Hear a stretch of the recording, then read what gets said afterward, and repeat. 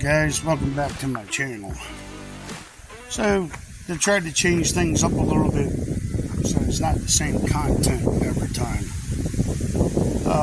I've decided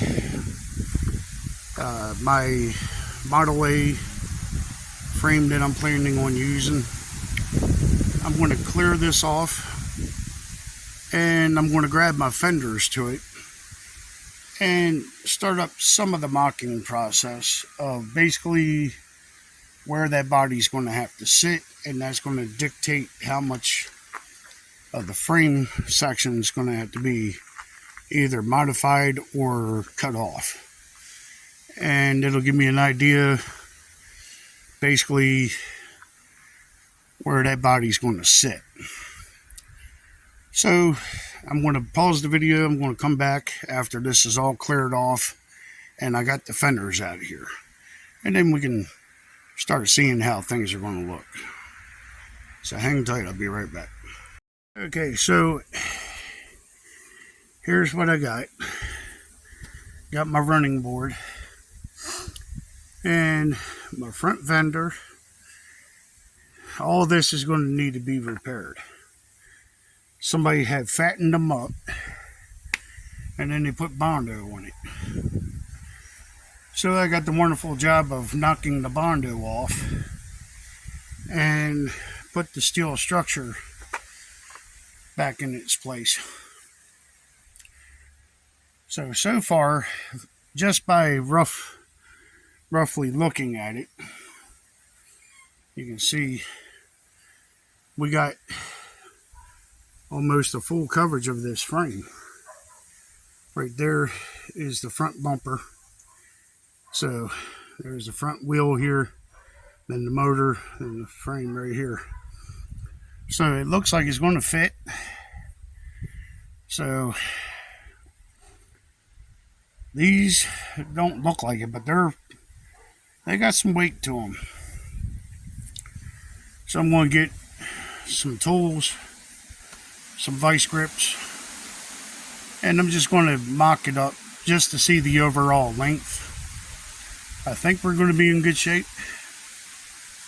The motor mount, body mounts might have to be moved. Don't know yet. But I'm not going to plan on taking anything off or cutting anything until that body of the Model A is actually sitting on there. And then I'll base my judgment on how I'm going to set it in there. So let me strap up and then we're going to see what we can do. Hold tight, I'll be right back. Okay guys, so with a 1994 GMC Jimmy 2-door, it's the frame from it, and then we got a 87 Monte Carlo small block 305 with the BOP Buick Pontiac and Olds 200R4 transmission. This was originally 4-wheel drive. I may or may not stay with it. I don't know yet. So with the 1931 Model A fenders, you can see how well it fits. Hugs it, the wheels just fine up there in the front. So we got all the way up here,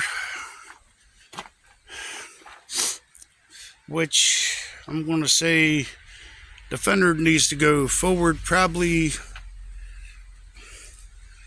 roughly, say about 3 or 4 more inches, and then it'll be able to cover the front of the motor. It's going to be a close call there. I may have to stretch this front fender, I don't know yet. We'll see how it goes from there. But for the most part, you can see from there, the distance between the motor is just just right there is the front of the motor. The plastic's hanging out over it. So right there is where the front of the motor is, and then you see how much core support we got in the front versus the fender and the front of the tire, which is right there. So I'm going to have to trim off some of the fender because it's not able. Well, actually, I may not have to do that. I'll have to pick up on the fender and get it above the front suspension and try to get to the frame close as possible so I can close up the gap for the hood area. And then you can see the running board will play fine just right along here till we get to that body mount. We also have another body mount that's located underneath of that, which should be fine. It's not going to be in the way. Gives me plenty of mounting area for a body mount directly onto the frame, which I could probably use that hole there. That hole there.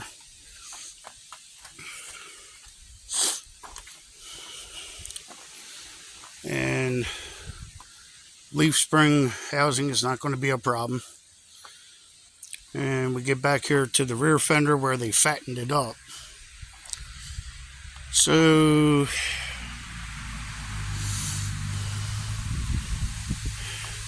then right as it starts to arch here for the rear axle coming up, body mounts at the highest point, dead center. Is almost dead center of the fender for the rear. There's our shock tower. Then we got the gas tank. And you can see right there. So, it looks like we're playing even ball here. Say I put the fender right about in this location. Nah. Hold on. Oil jug out of the way and move that exhaust. So probably like right about in that section. So we got that much of a gap. So we'll extend. We'll cut the running board and extend it this way so it's tight up against the fender. And it'll get us just to the gas tank. So I'll have to run a much smaller gas tank on here, probably a fuel cell, and that can go up into the trunk area because the fender is going to sit probably about this high up. Yeah, probably about there. So that's pretty much where we're at. Looks like it's doable, but you don't know until you make it happen.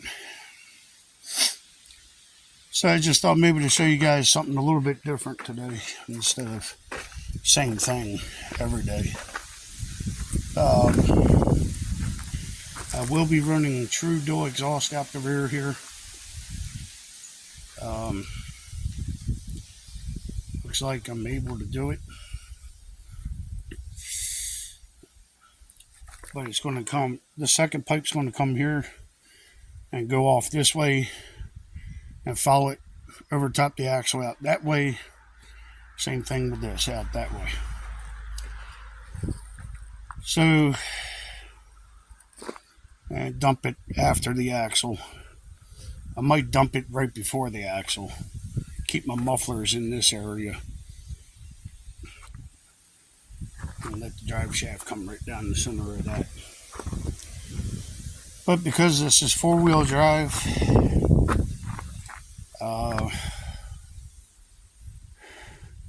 I will have to move the transmission brace forward, so that way I have a transmission mount.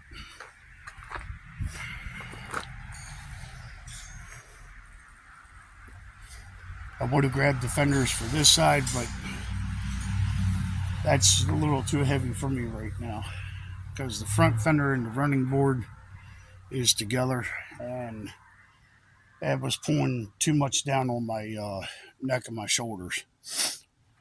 So, yeah, I think she's going to work.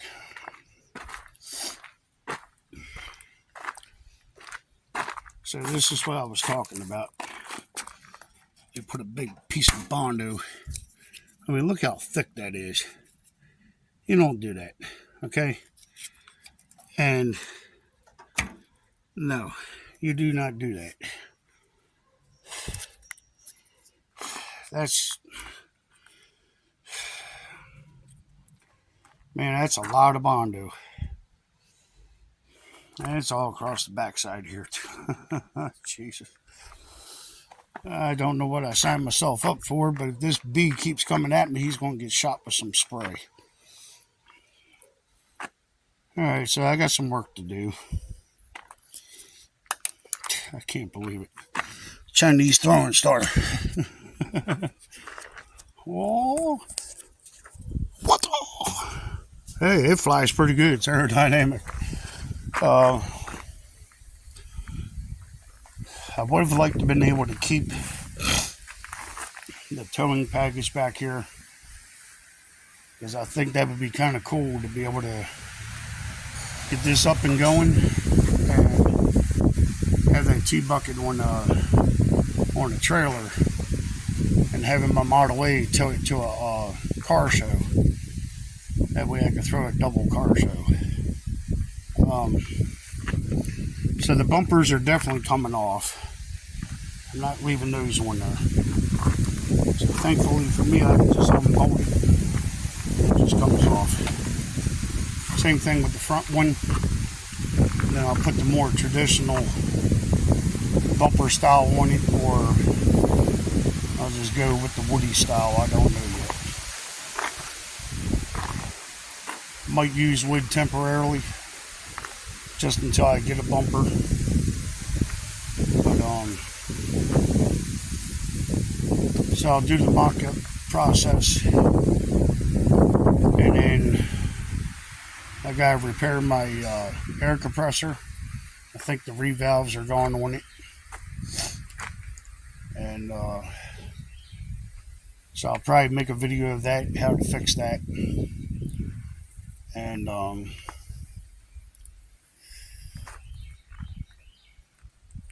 so then I'm gonna get my sandblaster gun, and then we can do a hyper speed. Come on, get away from me, damn it. Gotta love them fan bugs. They favor you the most for some reason.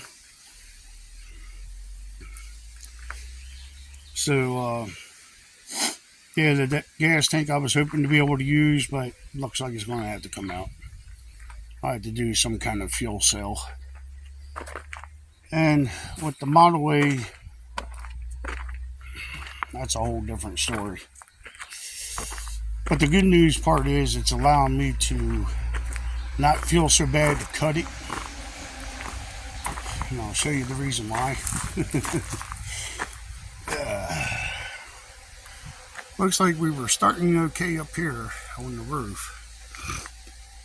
And it's got a sunroof, by the way, which don't work because we welded every aspect of that in there, and we melted the worm gear somehow. Somebody, thank you. But the rest of this, oh man, she's mint. Look at this. I mean, where are you going to find a set of doors? And I mean, not 1 square inch of this door is in bad shape. Not 1 square inch of it. I'm glad the doors were not harmed in the process. And we're going to keep the functioning window. See, we got a little window wiper. We're going to keep that. We'll make the window to where she can come out and get some cool air up in there. But look at the cowl on this thing. I mean, this thing's immaculate. Perfect shape. Not one dent. But we do have a little bit of a expected boo-boo down here, which is common. It's where the fenders meet together. They vibrate, knock off the paint, they rust because it holds moisture there from the front fenders. So we're going to try to do something to the fender so it doesn't do that again. And this is the true 1931 Model A. This is not a replica. This is all OEM doors, OEM dashboard, the OEM steering column holder. But somebody had serious plans. You're not going to be able to see it, but maybe in a few sections. But the frame, somebody was meaning serious business, and I mean some serious business, brother. But they did not want this thing to go anywhere but down the road. So the poor unfortunate soul of this thing, my favorite body lines right here. This is my favorite. This is what makes this a Model A Ford. Love it. But I don't know what happened here. Don't know what this is about. Gets right to here to this door, and then it's like this piece broke off here, or somebody tried to replicate it. And then this body's line right here. It's my favorite. But you can see across here, they done something. Boogered it. I bet you this used to be like one of the big windows. I started from here and went all the way back here. And they shortened it up to try to make it look like the Roadster style. Because then you can see right here, this is where things start to get ugly. Right here. So you can see all that. It's solid. She ain't going nowhere. But you can see all the ugly right here. It's subbed out for sure. And he actually stuck a trunk lid in there from a square body something. And then they welded it in and they cut it right across here on the inside. The support to get it to ramp down. Then it ramps down again. I don't like the way that looks. You can see it over there, right where the shadow line is. It was cut and then down.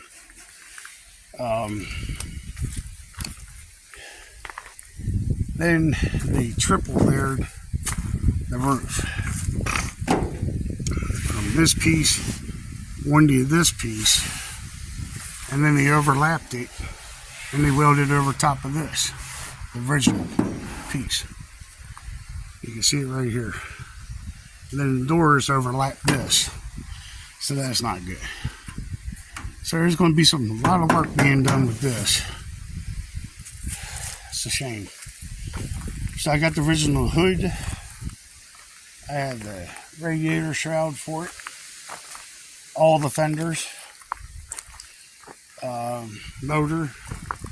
Frame. Not these wheels, of course. But there's my baby right there. Love that baby girl right there. She's gonna get some work done also. But I got a set of seats for that. Brake booster, which I'm not going to use. I'm just going to use the master cylinder. And depending on the condition of the gas tank, which I do believe is immaculate. The last time I checked it, I had the cap off. Hey, it looked like a brand new gas tank.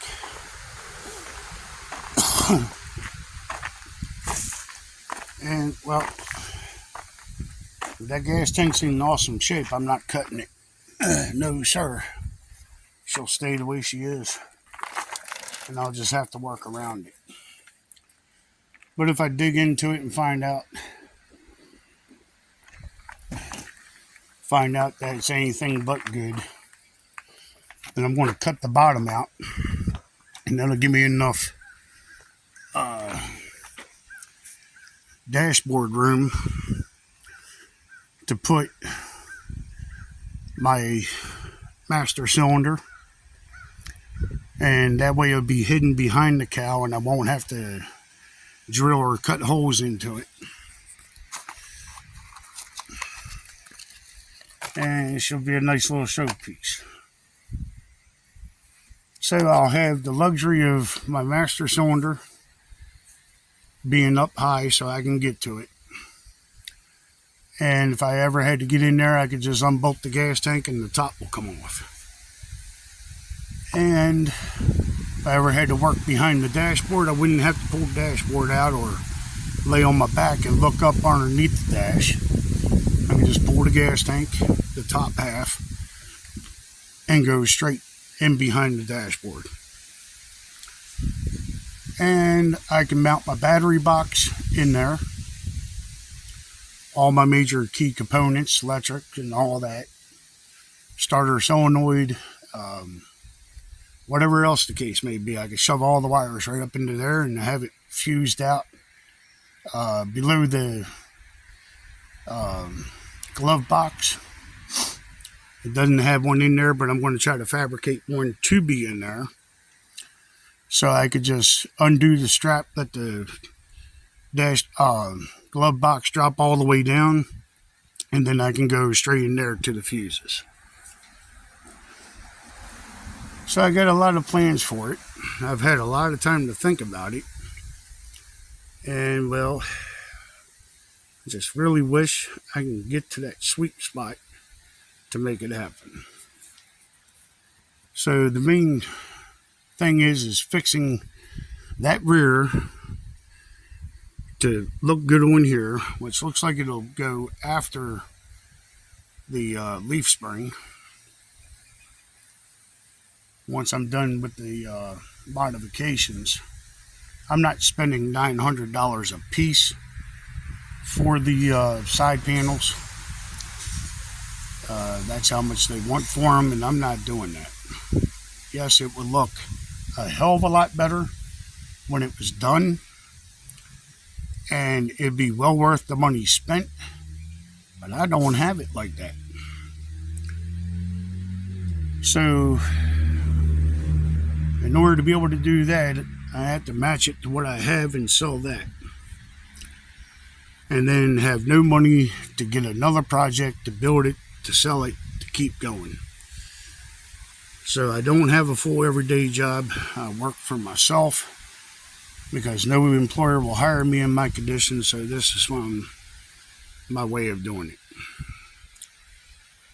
And so, I mean, so far everything's looking like it's on the way I planned it, the way I wanted it, except for these rear fenders.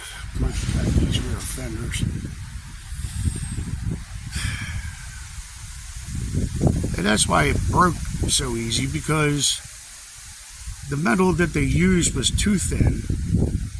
If that was steel, it would have been a lot less work for somebody. But now it's made my job even harder, because now I got to find a way to get all that off of there. That's a hell of a lot of grinding time. And they got rid of the body line on the fender. So hopefully I can recuperate from this and get this back in order. This front fender looks like it's not in any better shape than the back one. But for the price I paid for it, I can't beat it. And when it's done, it's going to look nice. I'm not doing a shicey job on it. I'm not into the rat rods, okay? I'm more into the traditional with a little bit of a twist. Okay, chop roof, yeah, I'm down for it. Yeah, I would love to see 3 inches taken off the top of that.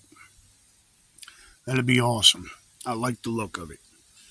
But I don't want it down on top of my head that every bump I hit, I'm ping-ponging my head off of the roof. And no, I don't want to be squatting a piss sitting on the floor with a little foam pad. So I'm not making it a super low rider. I want it to be hot ride, old school, traditional type look. And so there's a lot of plans I'm going to do with the T-bucket. I don't think I'm going to spoil too much detail with that because I want to keep that with that video. Keep this with this video. Keep this golf cart with that video. But I'm trying to entertain everyone so they can enjoy the videos. Don't want anyone walking away feeling like they were empty-handed. So, still got some more stuff to do to the golf cart. I'll post updates on that.